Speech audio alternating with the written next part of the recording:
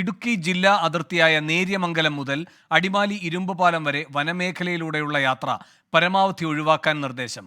മരങ്ങൾ കടപുഴകി വീഴാനുള്ള സാധ്യത കണക്കിലെടുത്താണ് നിയന്ത്രണം. രാഹുൽ വിജയൻ ഇടുക്കിയിൽ നിന്ന് ചേരുന്നു. രാഹുൽ, എന്തൊക്കെയാണ് ജാഗ്രതാ നിർദ്ദേശം? വേണു, അപകടാവസ്ഥയിലുള്ള നിരവധി മരങ്ങൾ ഈ നേര്യമംഗലം മുതൽ ഇരുമ്പുപാലം വരെയുള്ള പ്രദേശങ്ങൾ ഉണ്ട്, വനമേഖലയാണ്.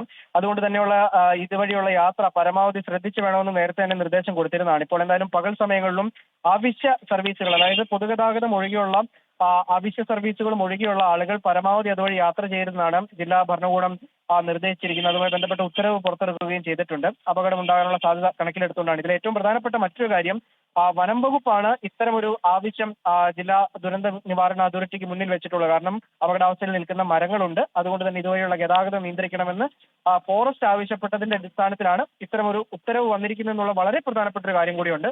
ആദ്യമായിട്ടാണ് ഫോറസ്റ്റ് ഇത്തരമൊരു ആവശ്യം ദുരന്ത നിവാരണ അതോറിറ്റിക്ക് മുന്നിൽ വെക്കുന്നത്. അതായത് അപകടാവസ്ഥയിലുള്ള മരം അവിടെ ഉണ്ട് എന്നുള്ളത് അവർ സമ്മതിക്കുക കൂടി ചെയ്തിട്ടുണ്ട്. രാഹുൽ വിജയൻ ഇടുക്കിയിൽ നിന്ന്.